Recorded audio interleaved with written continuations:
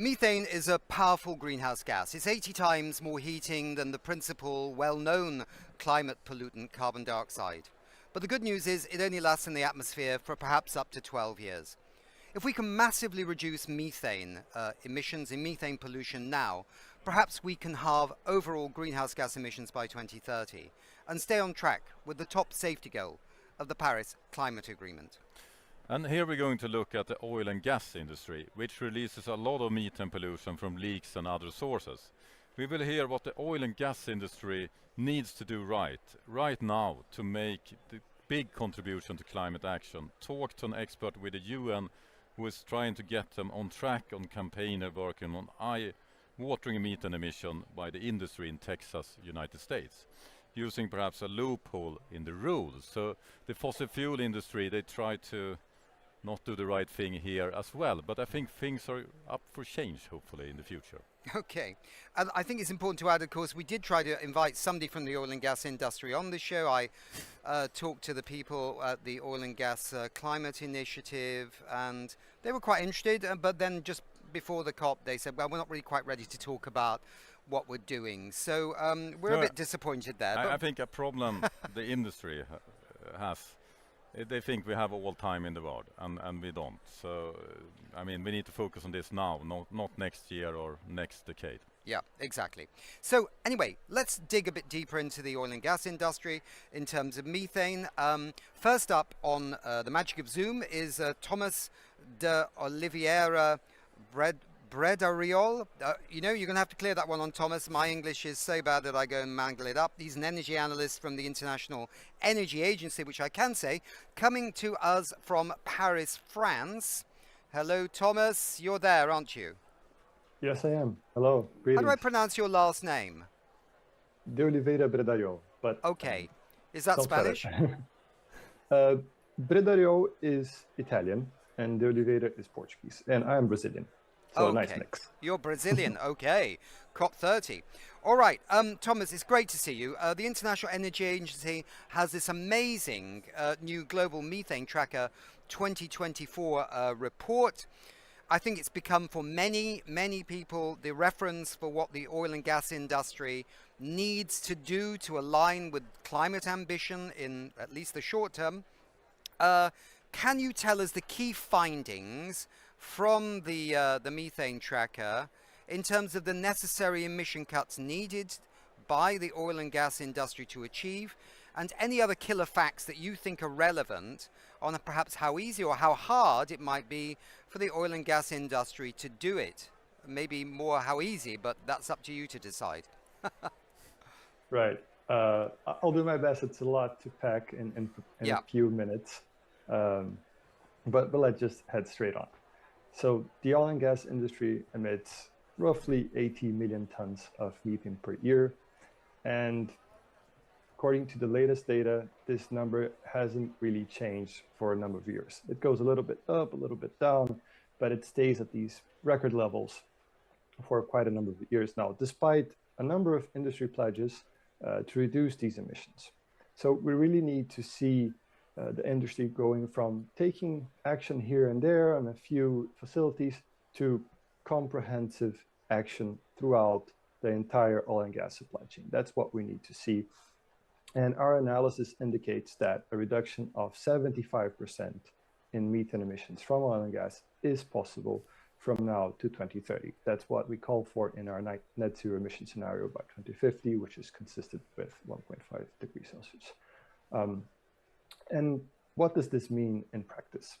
This means that every oil and gas facility needs to have a plan on how to deal with leaks, how to monitor, detect and repair fugitive emissions, leaks.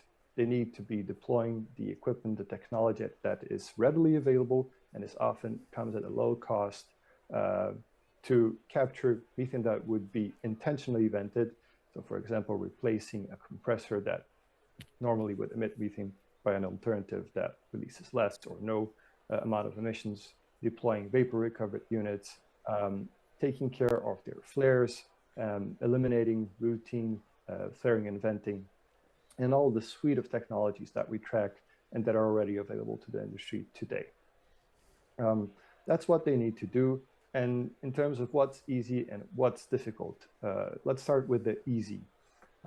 Most of these reductions can come at no net cost, because when the oil and gas industry is capturing methane, they can sell natural gas. Now, this is not true in every single location, but by and large, it's true for the industry. So when you add up all the money that you need to put into the system to deploy those technologies and all the money that you would get from selling that additional natural gas that you're capturing, you come out more or less even. Now let's go to some of the barriers. Not all of the interventions will be cost effective. There's perhaps half of them, depends a bit on the natural gas price, but there's a significant amount which is cost positive, and the industry won't have an incentive to do so if there's not some kind of incentive either from investors or regulations in place or some other driver that pushes them to do and encourages them to deliver these methane reductions. There are also other barriers. These could be institutional challenges, lack of skills in certain places, or regulations that say, oh, you can work with a loss of up to X% of gas, which means that even if they reduce their methane emissions, they can't really monetize that. These could be also information gaps. In some places, there are people that are actually simply not aware of how much methane they are emitting. And this really needs to change. Every single oil and gas facility needs to have a zero tolerance approach to methane emissions. We have this great work from the International Methane Emissions Observatory detecting these very large leaks based on satellite technology.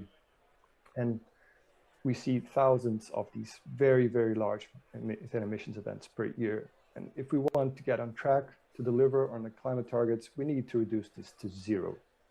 There shouldn't be a single one of these high emission events out there. Okay, thanks, Thomas. And it's very interesting, your report, that I think there's some comment in the report that says, as you pointed out, that a lot of this methane could be actually captured, harvested and used as a fuel to reduce the methane going to the atmosphere. And there's some line in the report that says it's a bit surprising or something like that, that the oil and gas industry hasn't moved faster on this. And that I thought was a bit telling. You don't need to really respond to that, but I think it can inform a little bit of the debate later on. And I think you were pointing out that we also have to understand that we have two worlds broadly out there. We have a world of the United States, Europe, Canada, Australia, blah, blah, blah. And we have a world of Africa and Asia. And there are some different challenges between the rich countries and the developing countries in terms of oil and gas companies, even state-run companies, Angola, Mozambique. I mean, they need some support perhaps to deal with this problem. But in general, the rest of the oil and gas industry in the world, particularly the private companies, they've got enough money to deal with this. Isn't this correct? I think the report says that. Yeah, that's absolutely true. If you look at the total spending that is needed to deliver this 75% reduction to 2030, we get to roughly $100 billion US. That might sound like a lot, but it's just a few percentage points of the net income of the oil and gas industry. Right. So most certainly, if you're looking at international oil companies, majors, they have sufficient cash flows to spend on this, and they should absolutely be doing this. Yeah. In some very specific contexts, as you were mentioning, in low and middle income countries, national oil companies, they might need some support.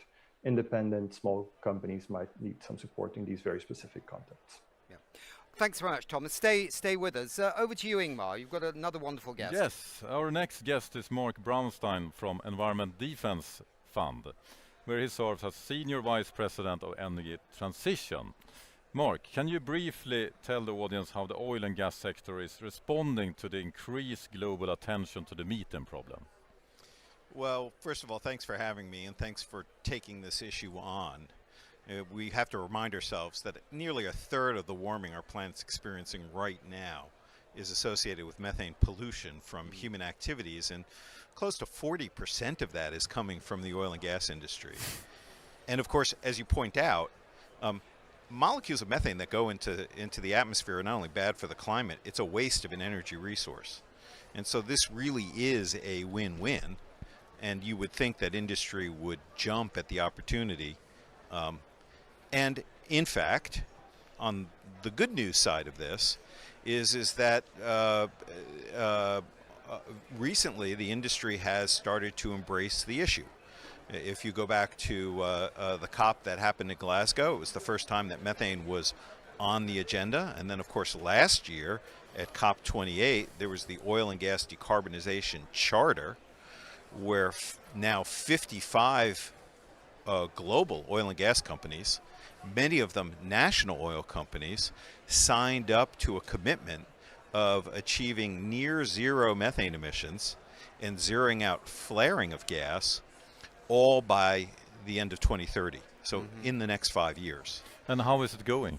Well, so the bad news is, we're a year into this, and as Thomas points out, right, the data still shows that emissions are stubbornly high. And in fact, later this week at the COP, we will release some of the first data from our own methane satellite, which will corroborate the fact that emissions are too high. And so while we see some progress on the part of the industry in terms of beginning to develop the technical support functions that these NOCs require, and some of the financing mechanisms through the World Bank or through private capital, beginning to look at money going into national oil companies to support their efforts to reduce emissions. So we do see, early signs of tangible progress. But unless and until we start to see the emissions come down, we know that the job isn't being done. And that's where in tools like Methane Sat and websites like Methane Tracker from the IEA come into play, because I really do believe that it is the data that ultimately tells the story, and making that data publicly available. Yeah. Right. So it's not just the industry that knows, but it's also government officials and the public.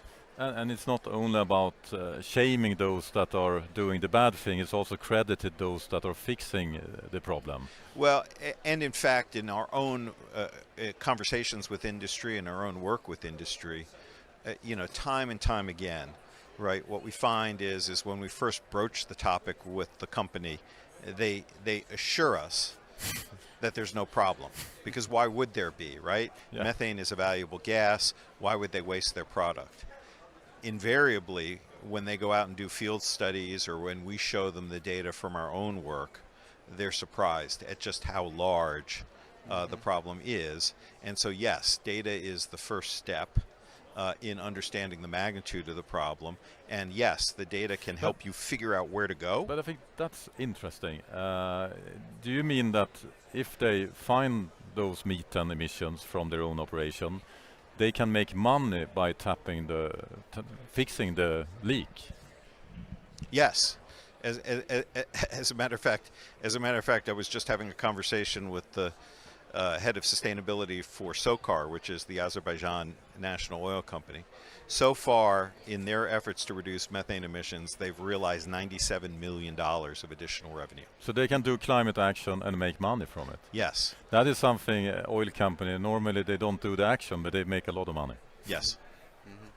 Mark, just stay with us, because we've got another terrific guest with us who is actually, in a sense, on the front line of this story. And so even before Methane Sat went up, our next guest was out there with a handheld or shoulder-held way of monitoring emissions down, I think, in the Permian Basin in Texas. This is Sharon Wilson of Oil Witness, and you worked in the oil and gas industry, Sharon, we understand, and then you witnessed pollution. You moved to a farm, and then you witnessed pollution onto that farm from the oil and gas industry, and that made you an activist. You trained as an optical gas thermographer to actually seek out and publicize the methane pollution in that part of the USA, maybe other parts too. So Sharon, you in a sense challenge the notion of methane links. You think there's a more complex or more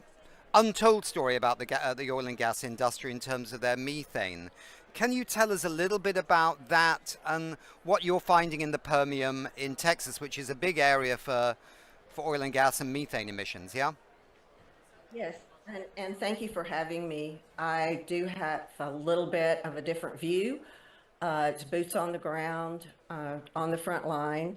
So there's a couple of things that I would like for you to know. And one is that methane is invisible.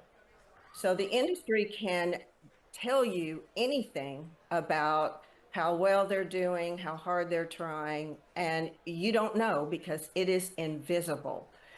If people could see methane, and I mean, it is spewing out everywhere. And I don't just work in the Permian, I work all over Texas, and I've been all over the US and to other countries. And methane is coming out everywhere. And if people could see that with their bare eyes, they would do more to stop it. And accidental leaks are not really the problem. It's the intentional releases that are the problem. Intentional releases are the big problem. Accidental releases, accidental leaks are the sideshow. Analysis of industry's own data reveals that 6% of the methane they release comes from leaks, and the rest is intentional, by design, baked into the system, and they get a permit that allows them to release this pollution. So that's 6% leaks, 95% intentional or accidental. And so when you say leaks, you are unintentionally greenwashing for the oil and gas industry. We don't know how much methane they're releasing because it's not metered. It could be metered, but it's not metered.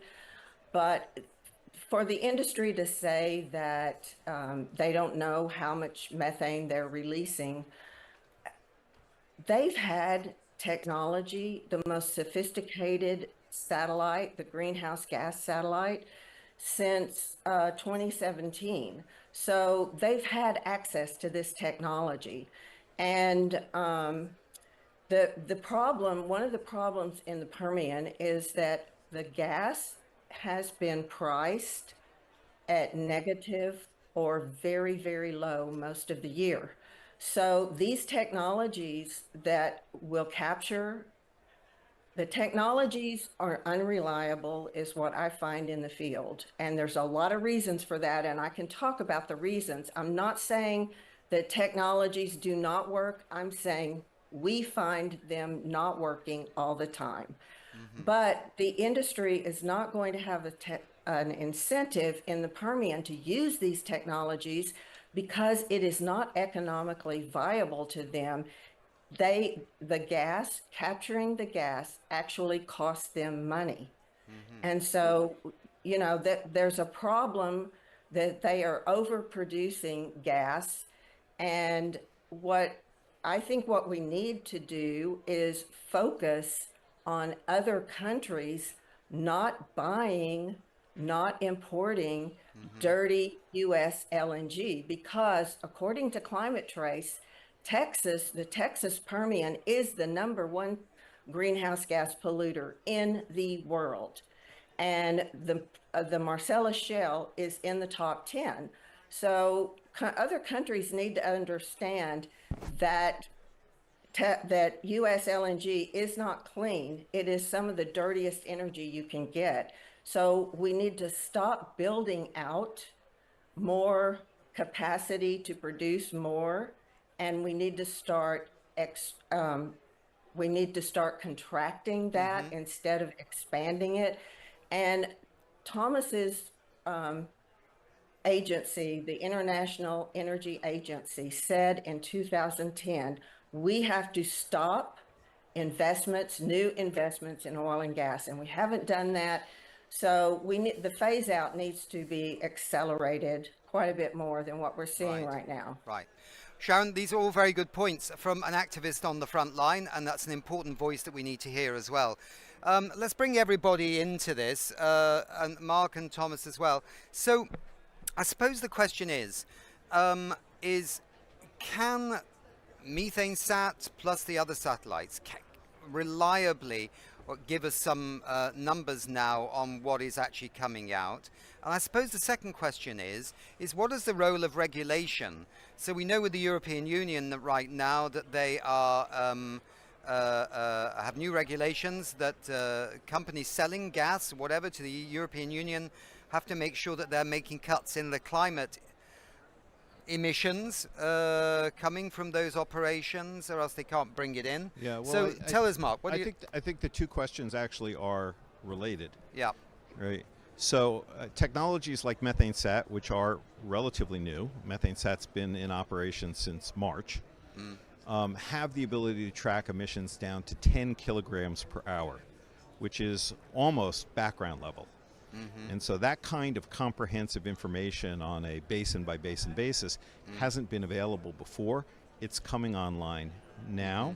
It's showing us, in fact, and we'll discuss this later in the week during the Science Day, that in fact total emissions are much higher than are being reported through the IEA. Which kind of confirms what Sharon's saying, basically. No, absolutely, absolutely. And we know this, right? We know this because every time we go out and do field measurements, no matter where we do it in the world, and no matter with what technology, we see that emissions are higher than the engineering calculations that companies and countries have been using. So the satellite's showing this. And at the same time, what that new level of data allows you to do is the kinds of things that Europe is beginning to mandate, which is as of 2027, if you sell gas into the European Union, you're going to have to disclose the emissions associated with that supply. And then by 2030, they have set themselves up to set a performance standard. So any gas coming into the European Union will have to meet a certain standard. And these are important measures to begin to drive producers around the world to accelerate their efforts to reduce their emissions. And by the way, Sharon's absolutely right. There's no scenario that I know of that says that we can meet the goals of the Paris Agreement, whether you're talking about 1.5 or 2, that has us using gas or oil or coal at anything approaching today's levels. So reducing methane emission is necessary, okay, but it's not sufficient. You need to do both. Can I just, Thomas, in your report on the methane tracker, some of the points that Sharon made, I think are reflected in that report, aren't they? Because you have a section on releases or emissions which have a name against it, which is kind of like, is it operational or unoperational? There's a phrase, but it's this kind of releasing of gas that's not really needs to be released sort of thing. Sorry, I'm using human language. No worries at all. And yeah, fully on board with what has been said so far.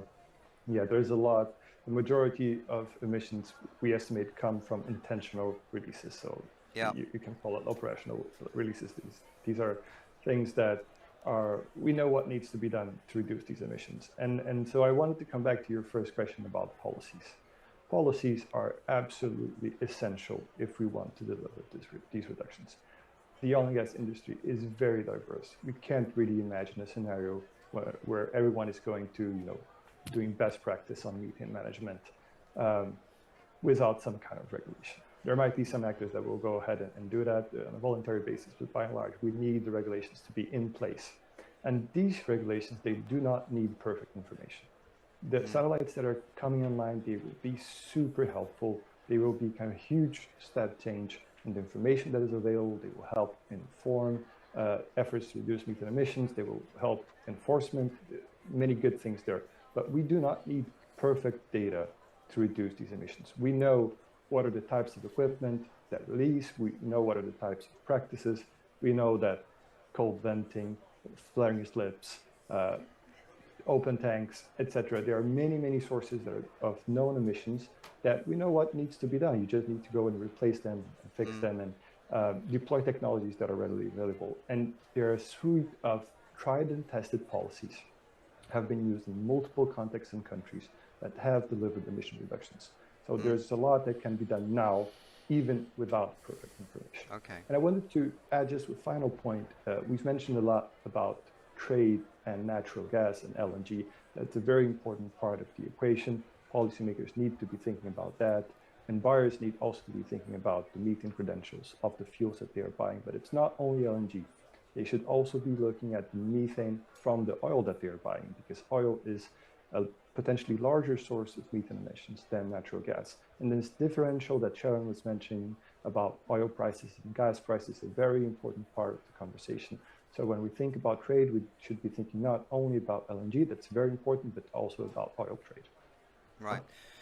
Would a sign of success for you, Sharon, be that the European Union, under its new regulations, banned imports of uncontrolled methane gas operations from the Texas Permian? Would that be at least a signal that something was moving in the right direction, that the EU said, no, we're not taking gas from there because they're not really reducing the methanes, they're not playing honest. They're not playing cricket, you would say in English, but that doesn't matter in America. So, right, they've never played honest. And our regulatory system in the United States, which we just elected a climate arsonist, so regulations are pretty much off the table right now. But our system has always been a self-reporting system, which is why the methane emission levels we're always surprised that they're so much higher than what industry reports. So yes, I do not just the UK, but everyone needs to ban LNG from Texas. It is some of the dirtiest gas you can get, and also from New Mexico. The oil also, the oil exports from the Permian, they can't produce oil without producing the gas, and the associated gas is increasing. As they produce oil, there's more associated gas. So there's a real problem with producing oil and gas in the Permian Basin. It's just dirty. And one of the things, I want to describe some of the releases that Tomás was referring to in his report. We call them blowdowns. And so when the industry needs to work on some of their equipment, they just use our atmosphere for a dump. They blow all the gas out into the atmosphere. Now, people might think that doesn't happen very often. It happens all the time. I'm out in the Permian every few months, and I witness it all. But Sharon, we get the problem, but don't you think that the Methane satellite will be a game changer because now they can't lie? Well, okay, but they can, because satellites have limits. And sometimes when I'm out in the Permian and they're blowing gas out everywhere, it's cloudy. Satellites can't see through clouds. I'm a fan of satellites, but people need to understand that satellites have many limitations, and also monitoring methane from the sky does not stop methane. And let me give you an example. There's one site in the Permian Basin, this is just one, that has showed up on the IMEO satellite database 22 times in 11 months. That 11-month period ended in April. I haven't looked at it since April, but I have been to that site many times since June, and it just keeps emitting like crazy. So that monitoring methane is not stopping methane. Okay, Sharon, we're just going to, you've made this a very good point you've made, but we're just running out of time completely.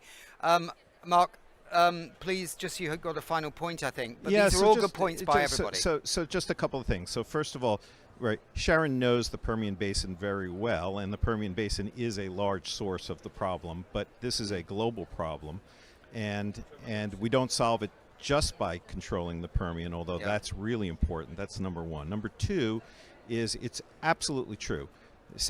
All satellites have their limitations, but the amount of data and the quality of data that we're now getting from Methane Sat and frankly other tools that are coming online will be a game changer in terms of our understanding of the problem worldwide and our ability to track the problem worldwide.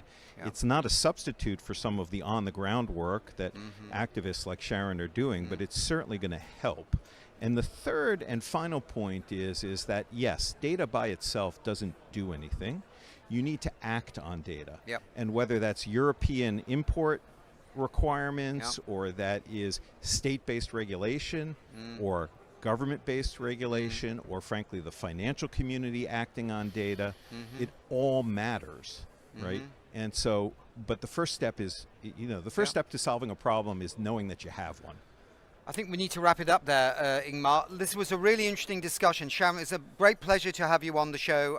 Your points were very, very interesting. Great work that you're doing. Tomás, thanks so much for presenting that data and being so free and open to discuss this as well. I think the International Energy Agency is I never was very popular about the International Energy Agency about 15 years ago, but you guys are really cool these days. And the work of the Environmental Defence Fund is excellent.